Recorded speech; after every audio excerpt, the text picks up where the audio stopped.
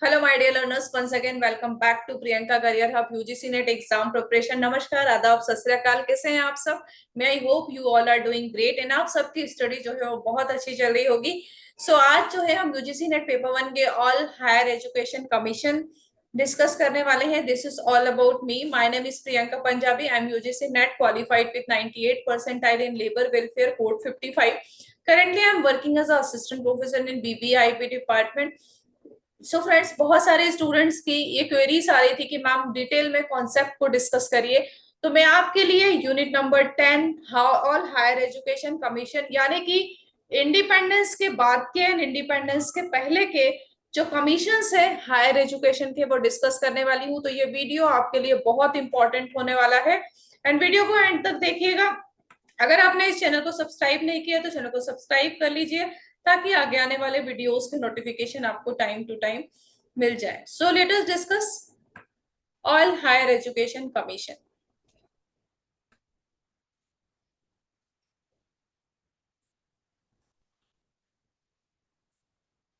सो friends, independence के पहले India में जब ब्रिटिश इंडिया था जब, तो उस टाइम पे हायर एजुकेशन के लिए एक एक्ट आया था, चार्टर एक्ट। चार्टर एक्ट जो है वो 1813 में आया था, 1813 में। ऑब्जेक्टिव था चार्टर एक्ट का साइंटिफिक नॉलेज को स्प्रेड करना ब्रिटिश इंडिया में। एंड यहाँ पे एजुकेशन देने का जो पर्पस था, क्रिश्चियन मिशनरीज के धर्म का प्रचार प्रसार करना था। एंड क्रिश्चियन के धर्म को और रिलीजन का जो है हमारी कंट्री में प्रचार प्रसार इसका ऑब्जेक्टिव था। हिंदू कॉलेज स्टैब्लिश हुआ चार्टर एक्ट के टाइम पे। हिंदू कॉलेज स्टैब्लिश हुआ कलकत्ता में, जो बाद में प्रेसिडेंसी कॉलेज बना 1855 में। एंड बाद में फिर प्रेसिडेंसी यूनिवर्सिटी बना 2010 में।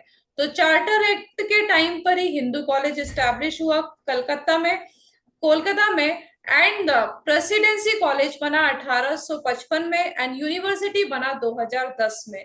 ये बात है आपके कंट्री के इंडिपेंडेंस होने के पहले की, pre independence era, right. Next जो हमारा ये provisions of the charter act, तो इस एक्ट के जो प्रोविजंस थे, ये एक्ट जो है greater role of the education Indians under them, it was to set 1 lakh rupees का जो है वो पर्पस था एजुकेशन के लिए, कंपनीज के लिए। एंड इसका जो प्रॉफिट फिक्स किया गया था 10.5%। कंपनी के लिए रूल था कि ये एक्सटेंडेड होना चाहिए 20 इयर्स के लिए। बस आपको इतना ही ध्यान में रखना है कि हिंदू कॉलेज स्टैब्लिश हुआ था चार्टर एक्ट में, जो बाद में प्रेसिडेंसी कॉलेज बना 1855 में। एंड 2010 में वो प्रेसिडेंसी यूनिवर्सिटी बना, ओके, जो कि कैलकाटा में। एंड चार्टर एक्ट में मिशनरीज, क्रिश्चियन मिशनरीज के धर्म का प्रचार प्रसार करना था, राइट। नेक्स्ट जो हमारा एक्ट आता है, नेक्स्ट जो कमीशन है, एल्फिस्टोन रिपोर्ट। एल्फिस्टोन रिपोर्ट जो है 1823 में आई। एस्टैब्लिशमेंट ईयर जो है वो बहुत इंपॉर्टेंट है, ये भी आप ध्यान में रखना।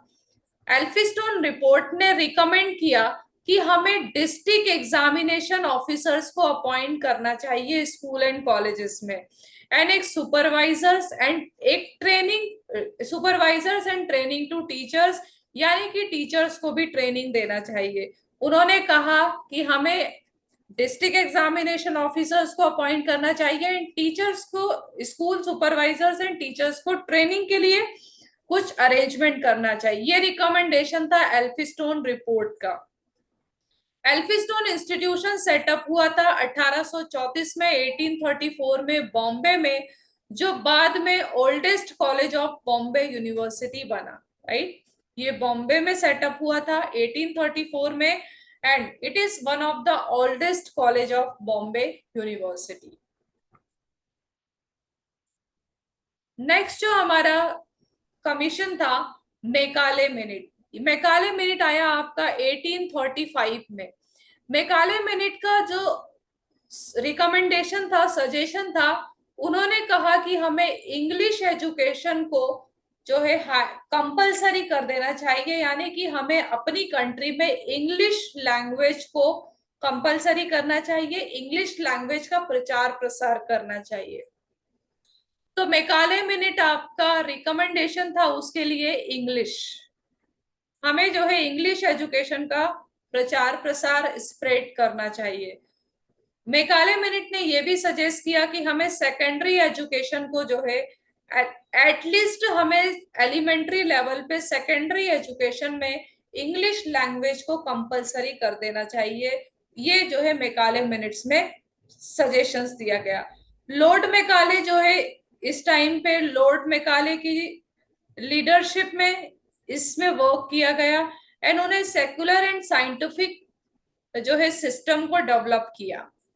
आपको बस इतना ध्यान रखना है कि इन्होंने इंग्लिश एजुकेशन का डिफ्यूजन किया एंड किसकी लीडरशिप में, Lord Macaulay. Macaulay minute Lord Macaulay, उनका फुल नेम है Lord Macaulay. It is a diffusion of the English education and हमें एटलीस्ट सेकेंडरी स्कूल में इंग्लिश एजुकेशन को कंपलसरी करना चाहिए। ये रिकमेंडेशन था मेकाले मिनट्स 1835। नेक्स्ट जो हमारी कमीशन आता है that is very important, Wood despatch commission, जो कि आया था 1854 में, 1854 में आया Wood despatch commission. It was the first policy major regarding higher education. ये हमारे हायर एजुकेशन से रिलेटेड फर्स्ट पॉलिसी थी। मेन इंपॉर्टेंट जो रिकमेंडेशन था वुड डिस्पेच का, उन्होंने 1857 में 3 यूनिवर्सिटीज को जो है स्टैब्लिश किया, सेट किया 3 यूनिवर्सिटीज को। अब वो 3 यूनिवर्सिटीज कौन सी है? मद्रास, कैलकाटा एंड बॉम्बे। ये प्रीवियस ईयर क्वेश्चन में पूछा गया है 3 यूनिवर्सिटीज कौन सी थी। तो आपका जो 3 यूनिवर्सिटीज का जो नेम है वो है Madras university, Calcutta university and Bombay university. Wood dispatch report के रिकमेंडेशन पे ही इस कमीशन में 3 यूनिवर्सिटीज को एस्टैब्लिश किया गया था। पहले इसका नाम कोलकाता था, बाद में इसका नाम कैलकाटा किया गया, 1857 की बात है। एंड जो पहले इसका नेम बॉम्बे था, अब नाम है मुंबई। यूनिवर्सिटी ऑफ मद्रास था पहले इसका नाम, अब जो इसका नेम है Chennai, right. This is all about the Wood dispatch 1854।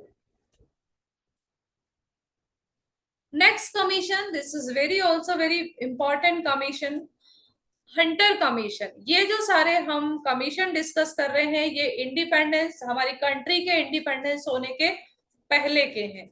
Hunter commission, Hunter commission जो आया था 1882 से लेके 1883, यानी कि 1882 से 1883।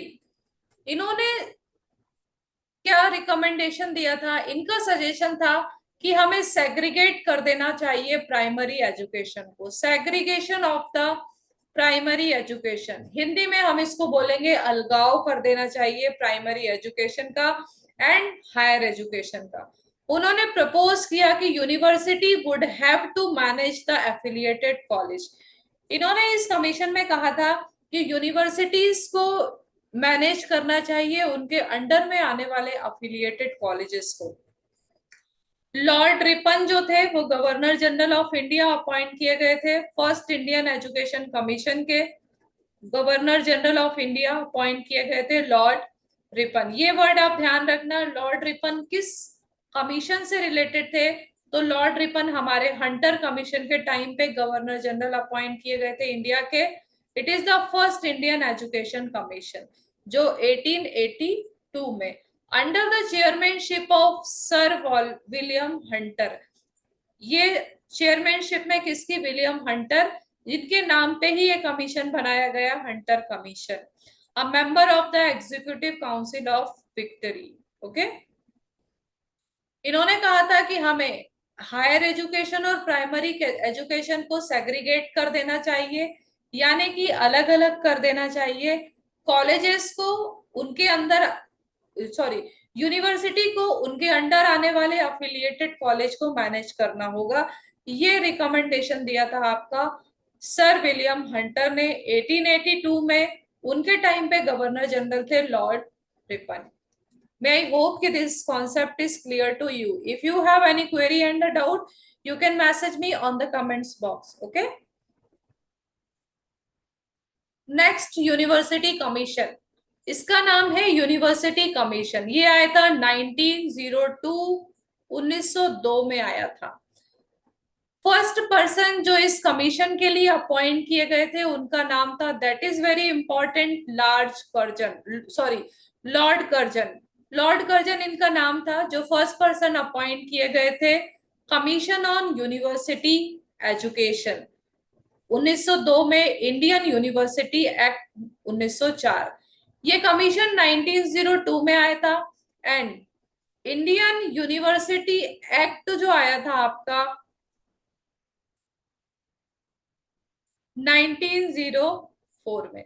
क्वेश्चन में आपसे ये पूछा जा सकता है कि किस हायर एजुकेशन कमीशन में इंडियन यूनिवर्सिटी एक्ट जो है वो पार्लियामेंट में पास किया गया था। तो वो एक्ट यूनिवर्सिटी कमीशन में आया था 1904 में, 1904 में।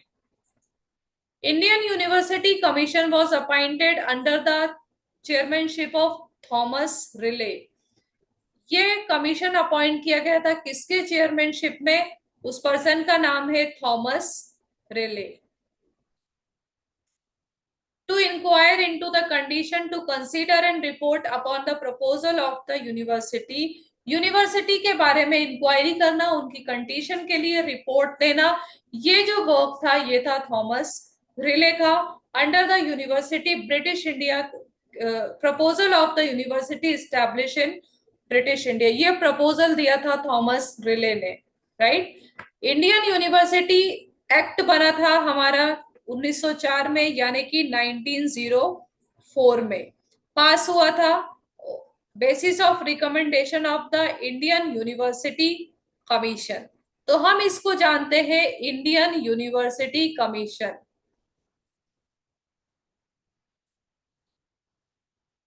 इंडियन यूनिवर्सिटी कमीशन 1904, ये जो है एक एक्ट है जो पास किया गया था। मे आई होप कि this concept is clear to you. University commission 1902, ये किसकी चेयरमैनशिप में हुआ था? Thomas Raleigh. फर्स्ट पर्सन जो अपॉइंट हुए थे उनका नेम था Lord Curzon. Next, national council of education. National council of education को लाया गया 1905 में, 1905 में, after the Bengal partition. Bengal के पार्टीशन होने के बाद 1905 में नेशनल काउंसिल ऑफ एजुकेशन को सेटअप किया गया स्वदेशी नेशनलिस्ट लीडर के द्वारा। इनको डेवलप किया गया, जो बाद में बनी Jadavpur university after independence. Jadavpur university बनी थी आफ्टर इंडिपेंडेंस, बट इसको बनाने का जो इनिशिएटिव था वो हमारे स्वदेशी नेशनलिस्ट लीडर्स का था। बाद में जाके ये बनी Jadavpur university, national council of education.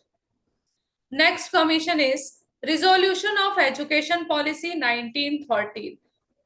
Resolution हुआ, उसके बाद हमारी नेशनल जो पॉलिसीज थी उसका रिजोल्यूशन हुआ 1930 में। उन्होंने कहा कि the policy recommended that a university should be established for each province for teaching activity. University should be encouraged college located in the municipal towns. तो टीचिंग के लिए कॉलेजेस के लिए प्रोविंस को लेने की बात की थी। ये थी हमारी resolution of education policy 1930। Next is Sadler commission. Sadler commission is very important, right, जो कि आया था 1917 में, 1917 में। It is popular for the Calcutta university. Sadler commission is popular for the Calcutta university commission, right. इन्होंने कहा था separation of intermediate education from degree college.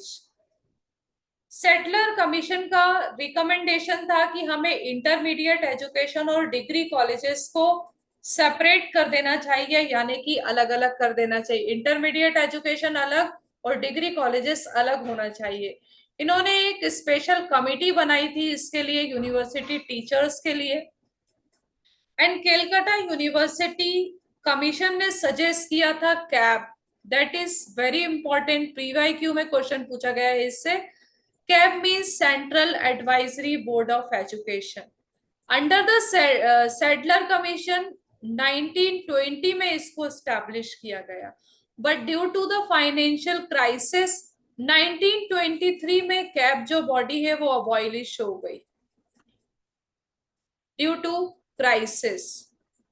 Which type of crisis? Financial crisis की वजह से central advisory board of education जो है वो establish हुआ 20 में एंड अबॉलिश हो गया 23 में। स्पेशल कमेटी बनाई गई थी कैब को, कल कैलकाटा यूनिवर्सिटी कमीशन ने इसको सजेस्ट किया था, right? So this point is important for the Sadler commission. This is about the Sadler commission, university commission. इसका सैडलर का जो फुल नेम है डॉक्टर माइकल सैडलर है, उनके नाम पे ही ये कमीशन था। उन्होंने कहा था कि हमें induction of recommendation and the induction of applied science and technology in the university courses, हमें टेक्नोलॉजी एंड अप्लाइड साइंस को लाना चाहिए यूनिवर्सिटी कोर्सेस में। Indian institute of science and Indian institute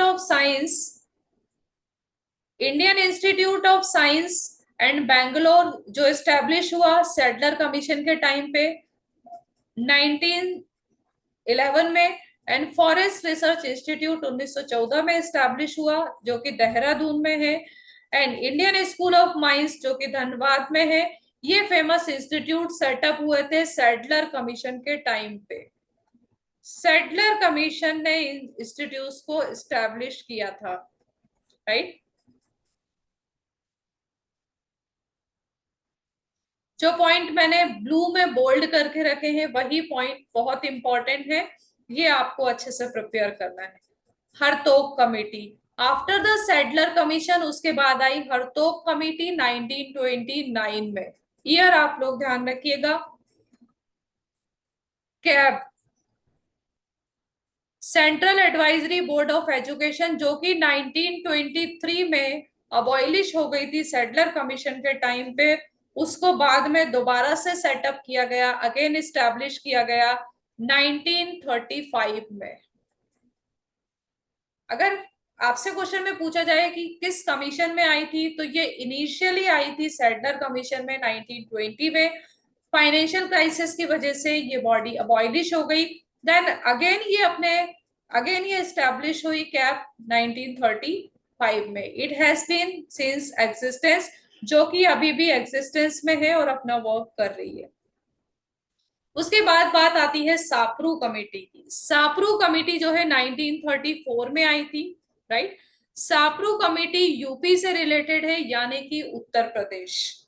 Uttar Pradesh में अनएम्प्लॉयमेंट सबसे ज्यादा है, इसकी इंक्वायरी के लिए सापरू कमेटी को जो है कमीशन को लाया गया। सापरू कमीशन में ये बोला गया कि हमें कॉलेजेस में स्टूडेंट्स को सिर्फ डिग्री नहीं प्रोवाइड करना है, उनके जॉब एंड उनके एम्प्लॉयमेंट के लिए भी इनिशिएटिव्स लेना है। तो स्टूडेंट्स के एम्प्लॉयमेंट रिलेटेड अनएम्प्लॉयमेंट को रिड्यूस करने के लिए, अनएम्प्लॉयमेंट प्रोवाइड करने के लिए यूपी में एक इंक्वायरी की गई कि यूपी में अनएम्प्लॉयमेंट रेशो क्यों ज्यादा है। इसके लिए सापरू कमीशन को जो है वो लाया गया। सापरू कमीशन ने रिकमेंडेशन किया कि हमें यूपी में अनएम्प्लॉयमेंट के लिए जो है उसके कॉज एंड इंक्वायरी, उसके कॉज को जो है पता लगाना चाहिए, अनएम्प्लॉयमेंट क्यों है यूपी में। This is the Sapru committee is related to the UP. Next commission Abbott Wood report 1937। उसके बाद जो कमीशन आया, जो रिपोर्ट आई, वो थी अबोट वुड रिपोर्ट 1937। इन्होंने प्रपोज किया कि हमें English should be the medium of instruction and university level. English को हमें मीडियम को यूनिवर्सिटी लेवल पे लाना चाहिए, यानी कि हमारी कंट्री में, इंडिया में इंग्लिश मीडियम में एजुकेशन प्रोवाइड की जाना चाहिए यूनिवर्सिटी लेवल पे। इन्होंने ये भी रिकमेंड किया कि वोकेशनल ट्रेनिंग की भी बात बोली, इंग्लिश की बात बोली एक तो, एक उन्होंने कहा कि हमें वोकेशनल ट्रेनिंग प्रोवाइड की जाना चाहिए पॉलिटेक्निक्स में, and setting up of vocational teachers training college, और हमें वोकेशनल टीचर ट्रेनिंग कॉलेज को भी स्टैब्लिश करना चाहिए। ये रिकमेंडेशन था अबोट वुड रिपोर्ट का 1937 में। उसके बाद आता है हमारा next scheme, Wardha scheme of education, जो कि ये भी 1937 में आया था। मैंने आपको कम्युनिटी में एक पोस्ट किया था कि नई तालीम और basic education is related to which higher education scheme, तो मोस्ट ऑफ द स्टूडेंट्स का आंसर जो था वो रॉन्ग था। तो वर्धा स्कीम ऑफ एजुकेशन जो है वो 1937 में आया था। इस स्कीम के लिए इनिशिएटिव लिया था महात्मा गांधी जी ने। This scheme is also known as Nai Talim, basic education और बुनियादी तालीम और द बेसिक शिक्षा। वर्धा स्कीम को हम बेसिक एजुकेशन, बुनियादी तालीम, बेसिक शिक्षा और नई तालीम के नाम से भी जानते हैं। ये किसकी चेयरमैनशिप में लाया गया था? जाकिर हुसैन जो है उस टाइम पे इस कमेटी के चेयरमैन थे। कमेटी के चेयरमैन थे जाकिर हुसैन, बट ये इनिशिएटिव महात्मा गांधी जी का भी था, राइट। ये जो वर्ड है नई तालीम, ये गांधी जी ने वर्ड्स को सजेस्ट किया था। लेटर हु बिकम द, बाद में जाकिर हुसैन इंडिया के प्रेसिडेंट बने, right. So this is all about the Vardha scheme of education. Okay, so now you will solve one question. Another name of the basic education or Nai Talim is compulsory education, new education policy, Vardha scheme plan, सर्व शिक्षा अभियान। तो नई तालीम का जो other name है Wardha education plan. Option number third is right. Next report, sergeant report.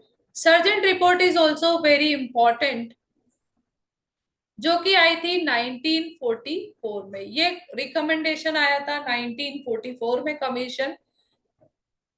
Sergeant report is also a scheme for post war educational development in India. Post war education development था। इन्होंने रिकमेंड किया था university grand committee. University grand committee, one word पे focus करो friends. University grand committee जो recommendation था वो sergeant report का था। सर्जेंट रिपोर्ट ने में बोला गया कि हमें अपने एजुकेशन का जो है रिकंस्ट्रक्शन करना चाहिए इंडिया में, यानी कि उसको रिकंस्ट्रक्ट करना चाहिए। इन्होंने एक रिकमेंडेशन भी इंट्रोड्यूस किया कि 6 ईयर टू लेके 11 ईयर, 6 से लेके 11 साल तक के एज ग्रुप के चिल्ड्रंस के लिए फ्री और कंपलसरी एजुकेशन प्रोवाइड करना चाहिए। ये सर्जेंट रिपोर्ट का रिकमेंडेशन था। और इन्होंने कहा कि हमें लिटरेसी को, universal literacy in India 40 years में जो है हमें लिटरेसी को इंक्रीज करना। ये सर्जेंट रिपोर्ट आपका एग्जिस्टेंस में आया था 44।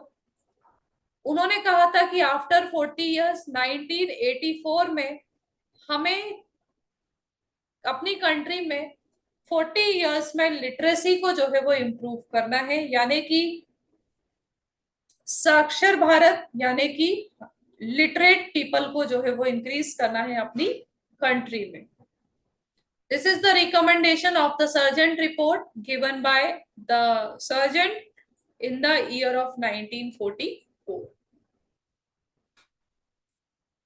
नेक्स्ट जो कमीशन आता है, सर्जेंट रिपोर्ट तक जो हमने डिस्कस किया वो इंडिपेंडेंस, कंट्री के इंडिपेंडेंट होने के पहले के कमीशंस थे। अब यहां से हमारा जो कंट्री है वो इंडिपेंडेंट हो गई। अब हम यहां से स्टार्ट करेंगे after independent, after independent commission, after independence commission. After independence, independence होने के बाद 1948 टू 49 में जो फर्स्ट कमीशन आया था वो था राधा कृष्णन जी का commission, Radha Krishnan commission. Radha Krishnan commission ने बोला गया था,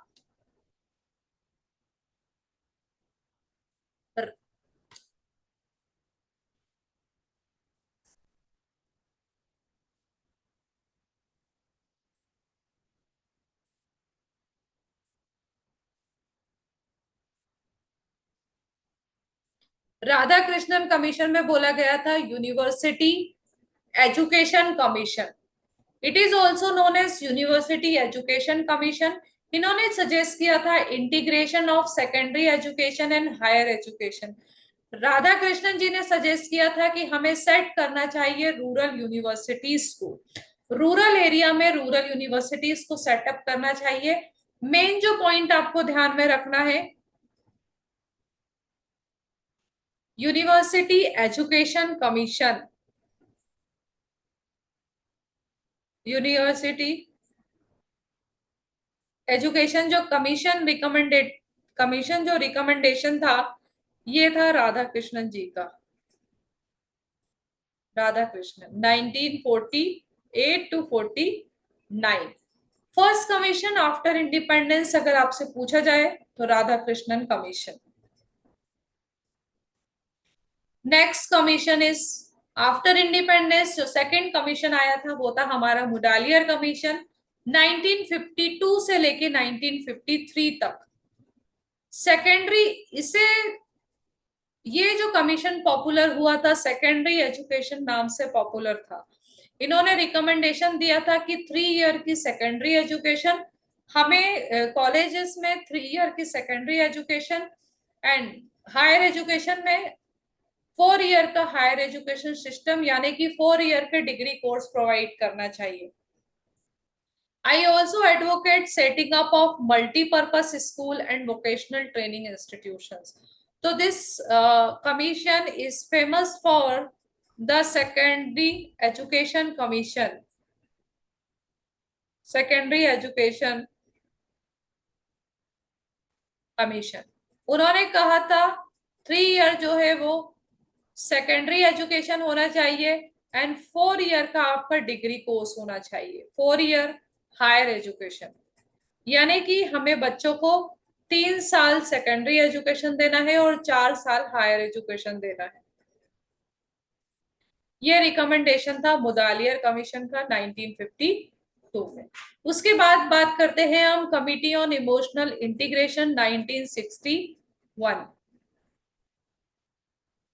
मुदालियर भी इंपॉर्टेंट है। ये जो वीडियो है मैंने सारे ही बहुत इंपॉर्टेंट कॉन्सेप्ट को ऐड किया है फ्रेंड्स, कोई भी पॉइंट आप स्किप नहीं करिएगा। So it was set up under the chairmanship of doctor सम, ये डॉक्टर संपूर्णानंद की चेयरमैनशिप में कमिटी आई थी इमोशनल इंटीग्रेशन के ऊपर। उन्होंने कहा था कि हमें स्ट्रेंथन करना चाहिए प्रोसेस ऑफ इमोशनल इंटीग्रेशन। उसके बाद बात आती है कोठारी कमीशन। अब कोठारी जी को कौन भूल सकता है जब हायर एजुकेशन की बात आती है। कोठारी जी का जो कमीशन था वो बहुत इंपॉर्टेंट कमीशन था फ्रेंड्स, वेरी वेरी इंपॉर्टेंट। जून 2024 के एग्जाम में भी कोठारी से रिलेटेड ऑप्शनल मिक्सअप करके क्वेश्चन आया था। कोठारी कमीशन आया था हमारा 1964 से लेके 1966। ये commission education and national development report, इस कमीशन ने एजुकेशन के ऊपर नेशनल डेवलपमेंट रिपोर्ट को प्रिपेयर किया था और इसमें कहा गया था कि 3 ईयर का डिग्री कोर्स होना चाहिए हायर एजुकेशन में एंड 4 ईयर का ऑनर्स डिग्री कोर्स होना चाहिए।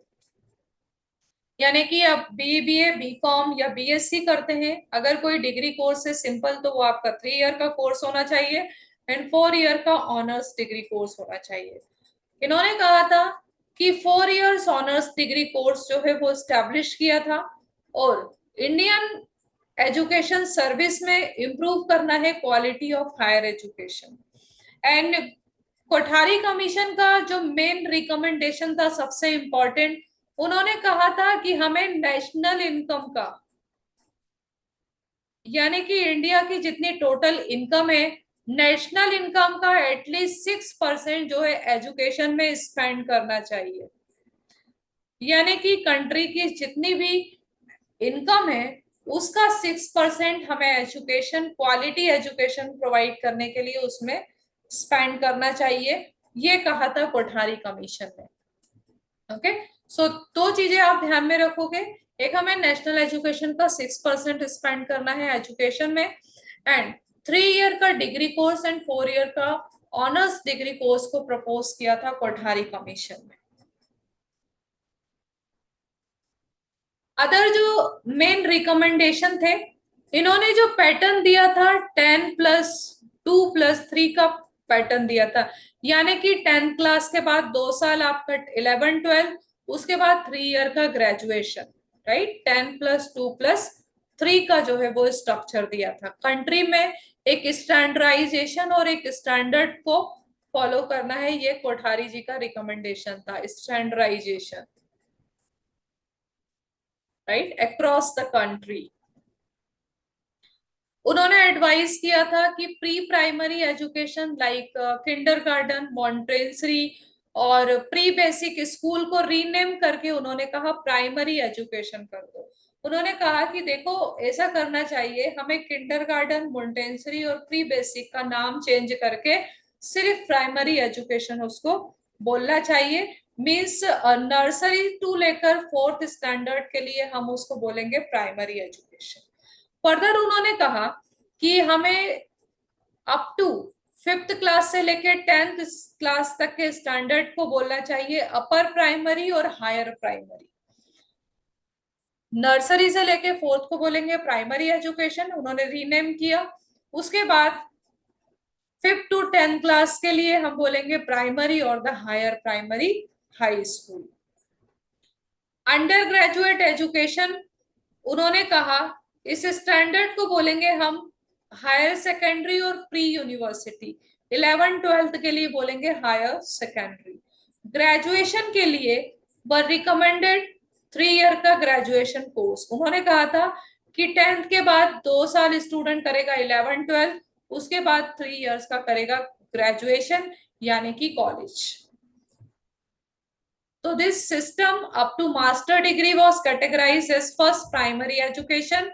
हमें मास्टर डिग्री के लिए पहले प्राइमरी एजुकेशन, फिर सेकेंडरी एजुकेशन लेना है, फिर उसके बाद higher education, primary, secondary, higher education. This concept was given by the Kothari ji. Okay,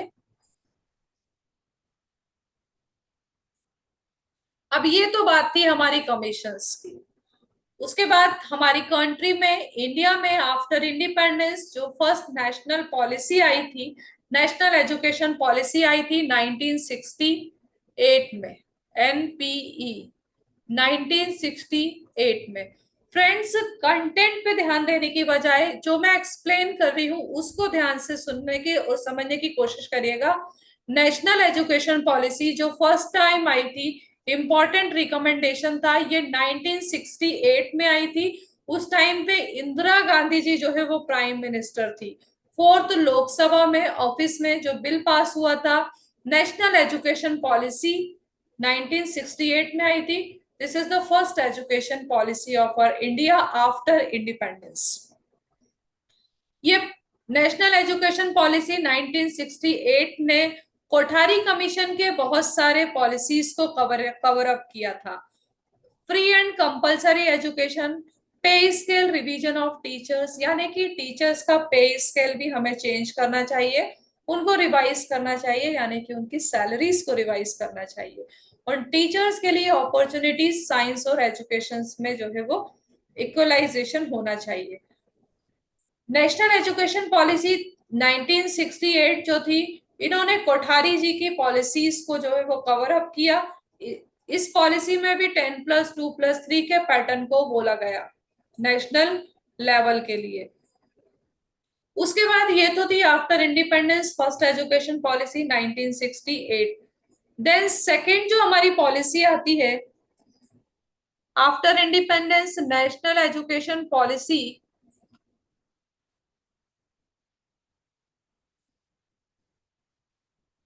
1986 में आई।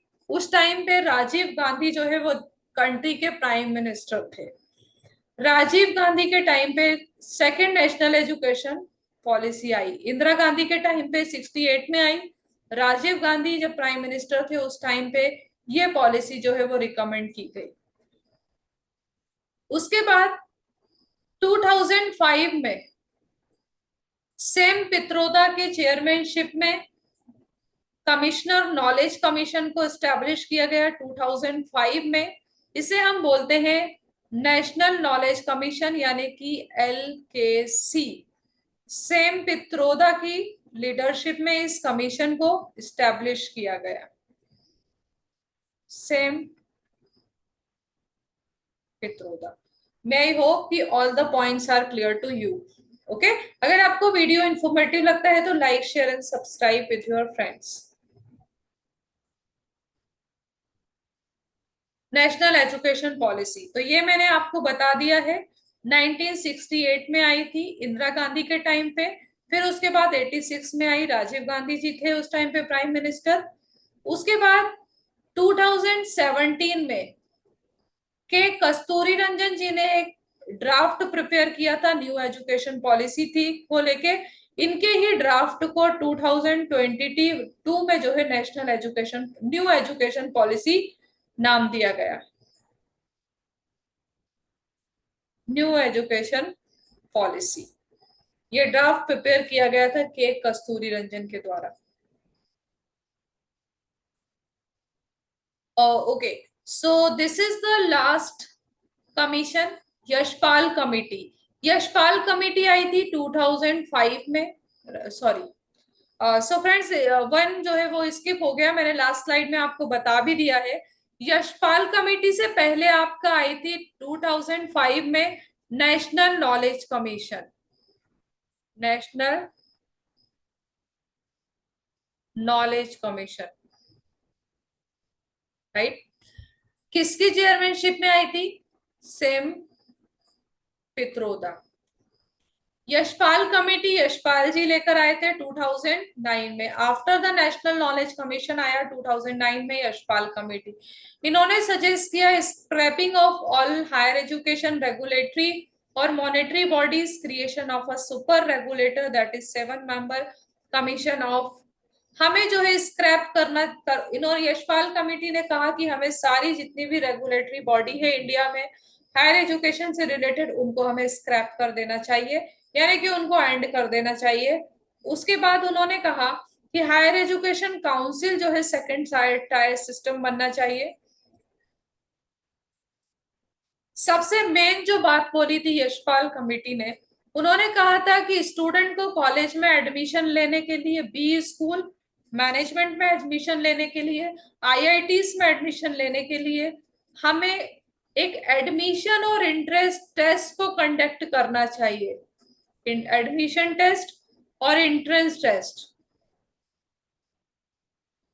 यशपाल कमेटी के रिकमेंडेशन पे ही हमारी कंट्री में एडमिशन और इंटरेंस टेस्ट कंडक्ट कराने लगे।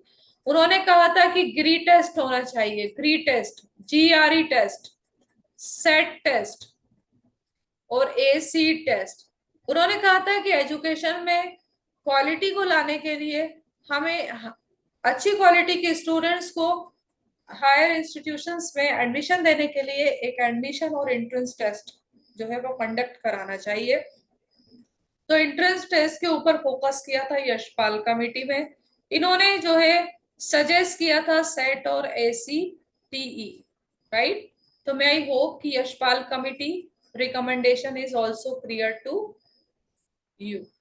तो बहुत इंपॉर्टेंट है Kothari commission, Radhakrishnan commission, Mudaliar commission, Sadler commission. So मैं आई होप कि आपको सारे पॉइंट जो है आपको समझ में आ गए होंगे।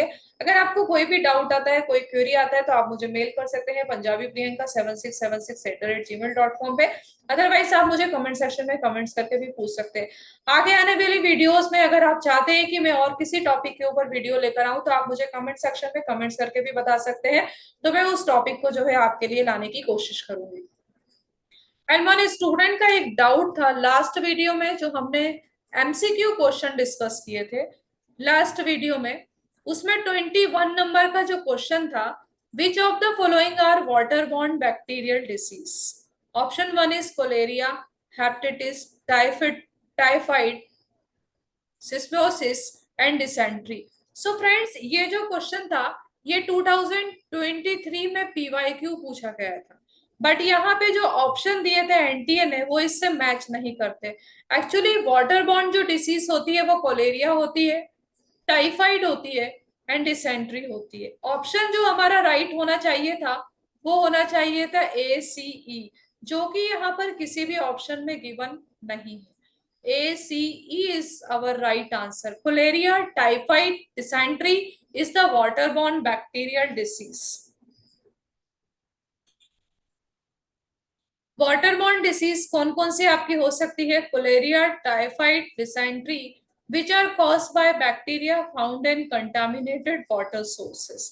अब जो दो ऑप्शंस गिवन है, हेपेटाइटिस एंड सिस्मोसिस, are not caused by bacteria found in water but by virus and parasites respectively.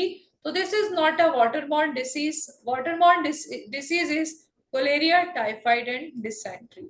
So may I hope कि ये क्वेश्चन अब आपको क्लियर हो गया होगा। सो एनटीए ने इसका आंसर जो है वो रॉन्ग दिया था, जिसकी वजह से आपको थोड़ा सा कंफ्यूजन हुआ, बट आंसर हमारा होना चाहिए था ACE, cholera, typhoid and dysentery. This is the waterborne disease.